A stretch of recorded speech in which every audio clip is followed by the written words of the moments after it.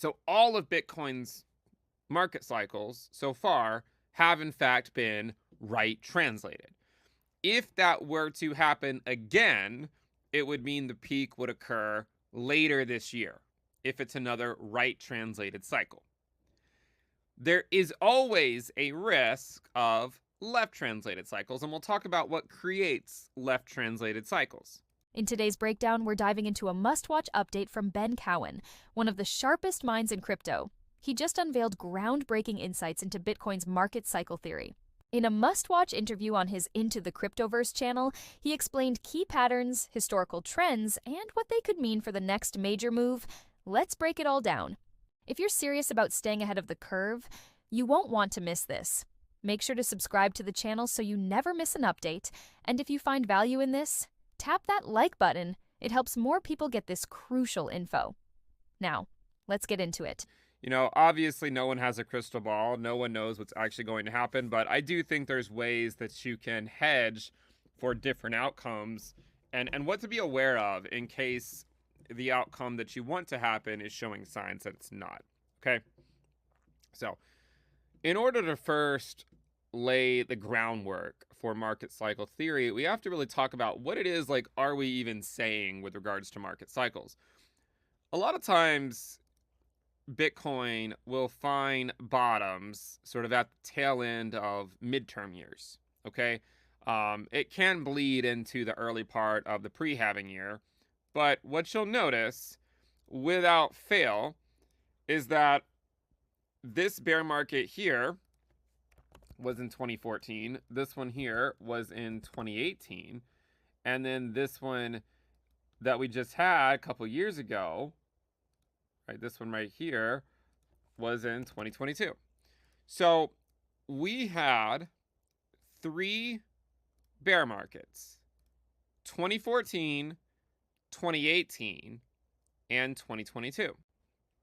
And so let's just look at what went on during these 3 cycles.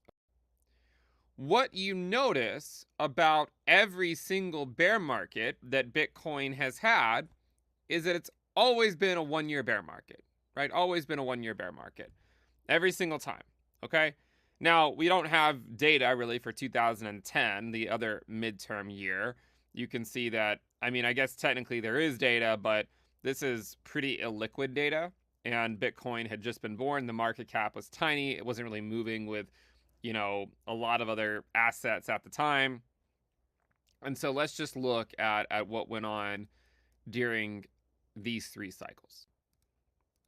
So all of Bitcoin's market cycles so far have in fact been right translated.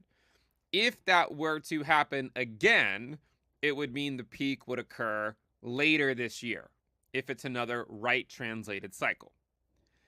There is always a risk of left translated cycles, and we'll talk about what creates left translated cycles.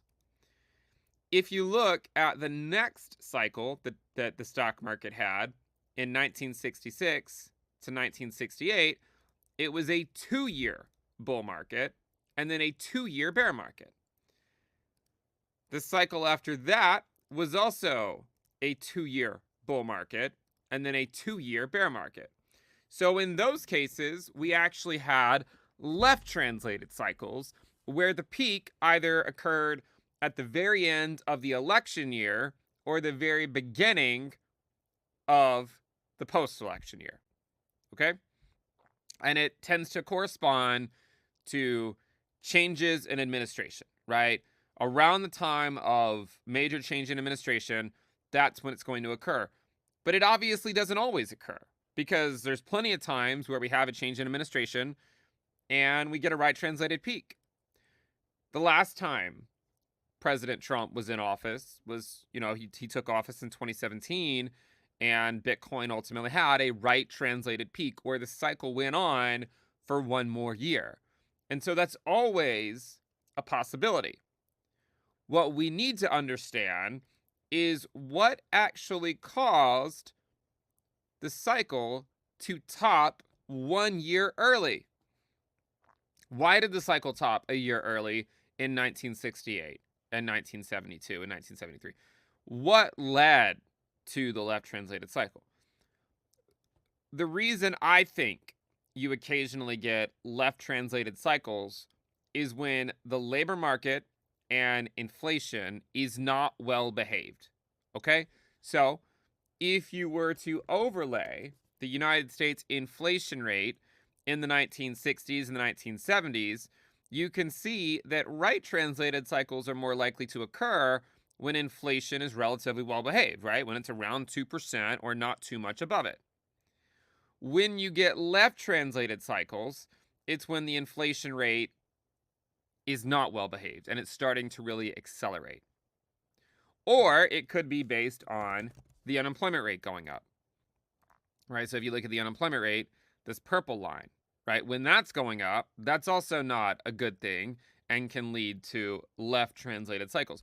So as long as the macro behaves, then you can have a right translated peak, where the peak occurs 1 year before the bear market low that tends to occur in the midterm year. Okay? Now remember, in the 1970s and the 1960s, all of these major lows were in fact in midterm years, 1962, 1966, 1970, and 1974. With Bitcoin, we've seen the same thing throughout its life history, right? I mean, you've had these major lows, 2014, 2018, and 2022. Technically speaking, Bitcoin's low over here was at the very beginning of the post-halving year, or the pre-halving year. It was in January, but it was still basically just a 1-year bear market from the top. So you can see the argument, right? You can see the difference. You can see we've had right translated peaks for all of Bitcoin's history. For a lot of the stock market, you'll find right translated peaks, but occasionally you get something that's left translated, where you get a peak that occurs, and then you get a 2-year bear market instead of a 1-year bear market. Now, obviously, you've heard a lot of people talk about recession for the last few years. I think a lot of people, especially my age, never really experienced one. A lot of people sort of think that whenever you get one, it's just easy to recover from because that's essentially what happened during the pandemic, and that we can just print our issues away. If you look at the yield curve, it has been inverted, or at least it was inverted for a long time. And the reason why that's important is because if you look at treasury yield spreads between, say, the 10-year and the 3-month treasury yields, you'll see that historically when it's inverted, it leads to recessions. And you can see that in the 1970s, when you had left translated peaks, we had an inverted yield curve. And that's basically what it ultimately corresponded to. We've had that this time as well. So that is ultimately the risk that the market currently faces. Now, it's obviously not a sure thing that it has to play out like that. There's always a chance that the Fed is able to thread the needle and make it so that the unemployment rate doesn't necessarily skyrocket immediately and the inflation rate doesn't skyrocket immediately, right? There's always a chance of a soft landing. That was Ben's latest market update, where he provided an in-depth analysis of his Bitcoin market cycle theory. His insights offer valuable foresight for investors looking to navigate the constantly evolving market. In a space that moves fast, staying ahead with the right knowledge is essential for making informed and strategic financial decisions. Thanks for watching our latest market update. We truly appreciate your time and support. If you got value from this, don't forget to subscribe to the channel. It really helps the page grow. Drop a comment below with your thoughts or questions. And if you haven't yet, hit the like button and turn on notifications so you never miss a crucial update. Big things are coming, stay tuned, and I'll see you in the next one.